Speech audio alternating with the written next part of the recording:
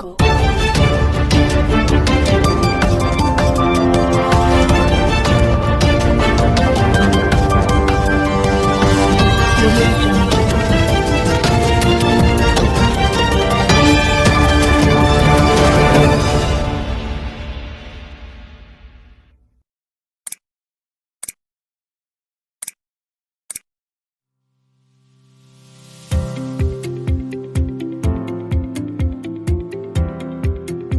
Karnataka Muslim Jamaat organisation particular ಆಗಿ reservation ಬಗ್ಗೆ ಒಂದು ಅರಿವನ್ನು ಮೂಡಿಸುವಂಥ ಕಾರ್ಯಕ್ರಮವನ್ನು ಇವತ್ತು ಹಮ್ಮಿಕೊಂಡಿದೆ. ಮುಸ್ಲಿಂ ರಿಸರ್ವೇಷನ್ಸ್ ಬಗ್ಗೆ ಅನೇಕ ಗೊಂದಲಗಳಿವೆ. ಅನೇಕ ಜನರಿಗೆ ಮುಸ್ಲಿಮರಿಗೆ ರಿಸರ್ವೇಷನ್ ಇದೆ ಅಂತಲೇ ಗೊತ್ತಿರಲಿಲ್ಲ. ಆಮೇಲೆ ಹೊರಗಿನವರು ಅದೊಂದು ರಿಲಿಜಿಯಸ್ ಮೈನಾರಿಟಿ, ಅವ್ರಿಗೆ ರಿಸರ್ವೇಷನ್ ಹೆಂಗೆ ಕೊಡ್ತೀರಿ ಅಂತ ಕೇಳುವಂಥ ಪ್ರಶ್ನೆಗಳಿತ್ತು. ಈ ಪ್ರಶ್ನೆಗಳ कर्नाटक मुस्लिम जमात कर्नाटक का 15 ज़िला कमेटी ये मुस्लिम रिजर्वेशन का एक सेमिनार रखेगी. उसका बेंगलोर ज़िला कमेटी ने आज एक अच्छा एक सेमिनार हुआ. आज द्वारकनाथ BM हनीफ बेहतरीन तरीके से रिजर्वेशन का कैसा मुसलमान को इस्तेमाल कर सकते उसका जानकारी उन्होंने दी है.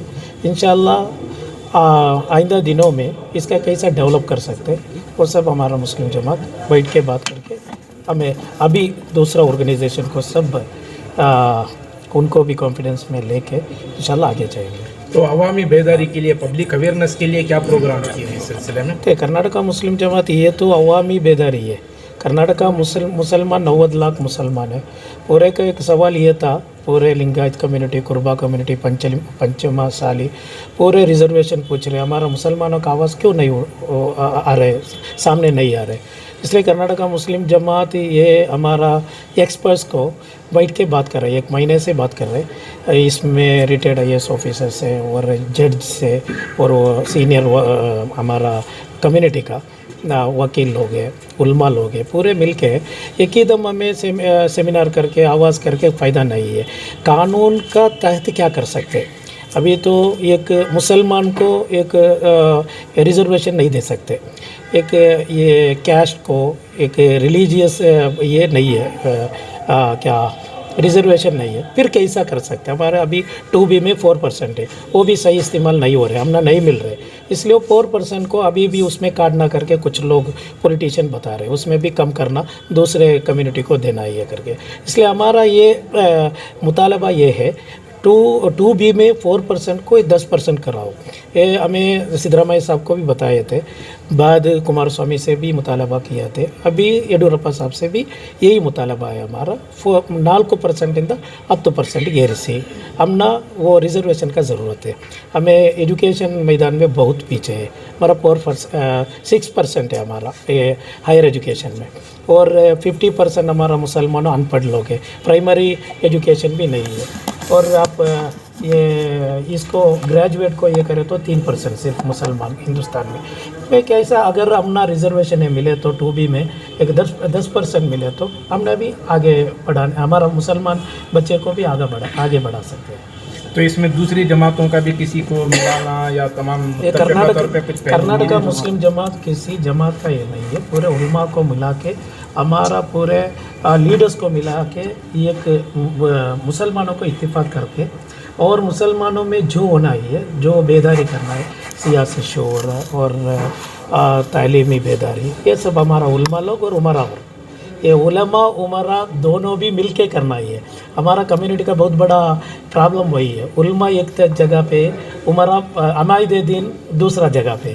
इसलिए दोनों को भी एक ही जगह पे एक ही प्लेटफॉर्म में लेके आने का एक कोशिश है हमारा कर्नाटका मुस्लिम जमात. तो इस सिलसिले में चीफ मिनिस्टर से मुलाकात के लिए कोई वक्त तय किया गया? ऑलरेडी मुलाकात की है हमें, और बजट में हमने 15% है हमें कर्नाटक में 90 लाख मुसलमान, उनका हिसाब से एक 75-80 लाख है. पैसा रहे तो भी 15% है हमारा. वो 15% का हिसाब से हमने बजट में पैसा देना ही है. वो बजट में 15% बोले तो 30,000 करोड़ होता.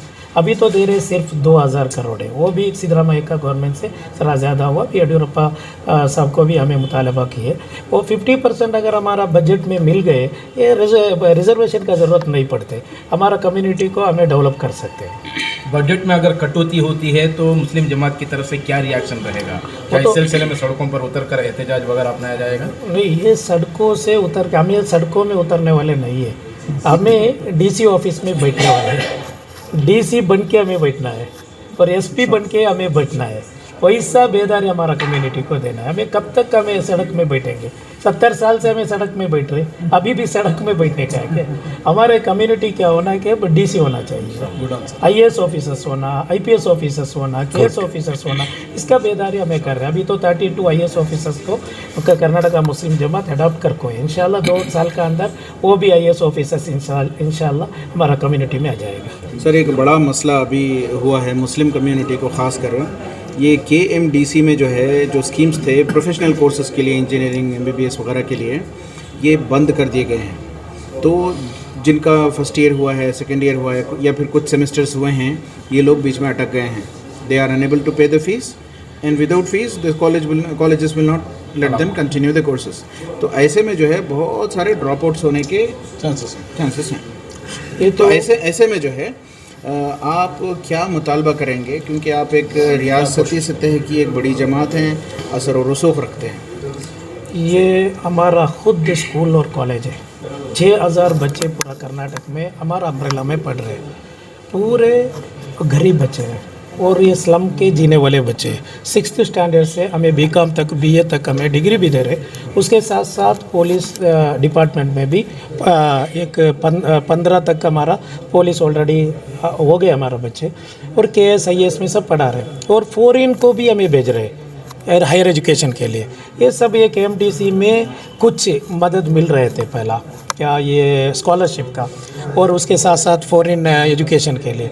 वो कटौती से हमारा मुसलमानों को बहुत बड़ा नुकसान हो गए। इस सिलसिले में हमें वज़ीर आला को और हमारा चीफ मिनिस्टर को इसका ताल्लुक़ में हमें एक तफसील हमें सुना के उन्होंने बोले अभी तो कोविड का ये चल रहा है, इसलिए नेक्स्ट बजट में जो करना है वो करेंगे। उसके साथ साथ ये साल में भी बजट में भी उसका कितना कटौती हो गई, उसमें एक 50% फिल करने का हमें कोशिश करेंगे करके उन्हें भरोसा भी देंगे। मुझे शामिल होकर कि इसमें पसमानदा तबका जो है, माइनॉरिटीज़ में जो 2A 2B का जो क्लासिफिकेशन है, उसका जो डेफिनेशन है गवर्नमेंट में वो दिया गया, ज़ात के आधार पर नहीं काम के आधार पर दिया जाता है। ये मालूमात आम करने की ज़रूरत है और जहाँ इसकी सर्टिफिकेट बनती है वहाँ के जो आला अफसरान हैं उन तक ये बात पहुँचाकर मुस्लिम जमात आइंदा सर्टिफिकेट जहाँ से इशू होते हैं वहाँ से आसानी से सर्टिफिकेट इशू हो और हमारे मुस्लिम तलबात उन सर्टिफिकेटों से फैज़ याब हासिल हो और उन्हें उसका फ़ायदा मिले, इसकी मेरी कोशिश रहेगी आइंदा। कर्नाटका मुस्लिम जमात के मानी ये हैं कि कर्नाटका में रहने वाले तमाम मुस्लिमों की जमात, चाहे वो सुन्नी हो, बरेलवी हो, तबलीगी हो, वो हो, ये हो, कोई भी जमात हो, किसी भी जमात के मानने वाले हो, कर्नाटका मुस्लिम जमात तमाम की नुमाइंदगी करने वाली है। मैं सुन्नी मसलक से वाबस्ता हूँ, मैं अहले बैत के मसलक को मानने वाला हूँ, बुजुर्गान दीन का शहीदाई हूँ, मगर मुस्लिम जमात में मैं हूँ क्योंकि मुझे आइंदा मुस्तकबिल में मुसलमानों की तरक्की चाहिए, तालीम याफ्ता मुसलमान चाहिए। मुझे कल के लिए मेरे मिल्लत के नौजवानों को तालीम याफ्ता बनाना है। इस फ़िक्र को रखने वाला इस जमात से ज़रूर ब-ज़रूर जुड़ेगा इंशाअल्लाह। तजुर्बा है, जहाँ तक मेरा तजुर्बा है, उम्मत की खातिर कुर्बानियाँ देकर जो काम कर रहा है उसकी बराबरी जो नहीं कर सकता वो उसकी बुराई करना शुरू कर देता है। यही एक काम है। मौला कायनात का ये कौल भी है कि जो तुम्हारी बराबरी नहीं कर सकता वो तुम्हारी बुराई ज़रूर करेगा। ऐसा मामला है जो हमारी बराबरी नहीं कर सकते वो बुराई ज़रूर करेंगे। मगर मैं आपको जो हमारे नुमाइंदे हैं, अखबारी नुमाइंदे और पैगाम रसानी के जो नुमाइंदे हैं, उनसे मेरी अदबन गुजारिश है कि जहाँ जहाँ जो भी फ़र्दन या इज्तिमाई मेहनत कर रहा है उम्मत की खातिर और तमाम इंसानियत की खातिर, तो खिदमत खल्क़ का जज्बा अगर उसमें है तो उसे बढ़ाइए, बुलंद कीजिए और उसे हर मामले में साथ दीजिए। शुक्रिया। मैं बरकत हुसैन, साबिक़ा सेक्रेटरी रहा मस्जिद और दरगाह हज़रत कमल पोश रहमतुल्लाह अलैह शिवाजी नगर और दरगाह हज़रत पीर सैयद जमाल शाह क़ादरी रहमतुल्लाह अलैह में सेक्रेटरी रहा। अब मैं नायब सदर की हैसियत से गुलिस्तान शादी महल शिवाजी नगर में खिदमत अंजाम दे रहा हूँ, जो वक्फ का इदारा है। कर्नाटक मुस्लिम एसोसिएशन के ज़िम्मेदारों का शुक्रिया अदा करता हूँ, ताकि एक बहुत फ़िक्र करते हुए कौम की वो जो है तमाम कौम के ज़िम्मेदारों को, लीडरों को इकट्ठा कर कर जो एक सेमिनार किए, और मुबारक हो उनको।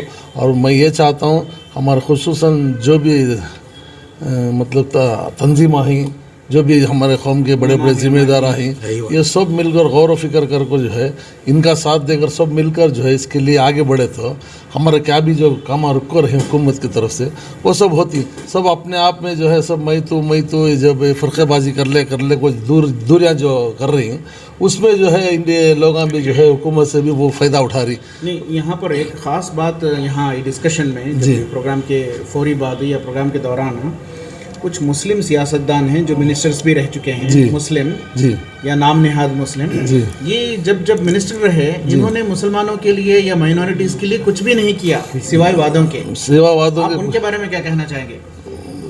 क्या कहेंगे, अब जो हो गया सो हो गया, कम से कम अब तो खुलकर आकर कैसे हो गए सो अब क्या करें, अब जो बीत गया उसे कुछ नहीं कर सकते, कम से कम आइंदा तो भी आकर कौम की फिक्र करते हुए आगे बढ़कर क्या काम करना है वो कौम का साथ दें और उस तमाम को लेकर काम करें तो अच्छा लगता। तमाम मसलकों को बालाए ताख रख कर एक मुसलमान होने के लिहाज से हम लोग जो है हमारे मसाइल को हल करने के लिए हम पूरी तौर से जो है हुकूमत के साथ जद्दोजहद करेंगे।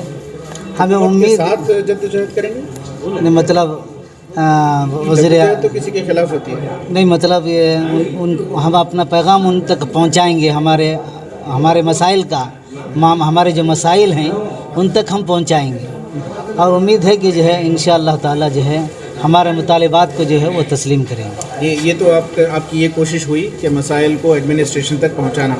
ये कम्युनिटी में जो है अंदरूनी तौर पर कैसे मुसलमानों को समाजी, माशी और सियासी एतबार से आप मजबूत करेंगे, क्या एजेंडा है आप? बस ये कलमा गो होने के लिहाज से हम जो है सबको जो है मुत्तहिद करने की कोशिश करेंगे। यहाँ कोई मसलक का मामला नहीं है, बल्कि हमारे जो है मसाइल और हमारे एजुकेशन के वास्ते हम जो है कोशिश कर रहे हैं। लेकिन मौलाना ये बयानात देर पर नहीं रहती, स्टेटस जैसे जैसे ये बदलते हैं, मामला जहाँ किसी दूसरे मसलक की या मकतबा फ़िक्र के खिलाफ आवाज़ें उठती हैं तो उसकी रोकथाम के सिलसिले में भी इक़दाम होनी चाहिए। तो उस सिलसिले में कैसे इक़दाम हो रहे हैं? बस हम लोग जो है तमाम अपने मसलकों को बालाए ताख रख कर हम काम करने की कोशिश कर रहे हैं।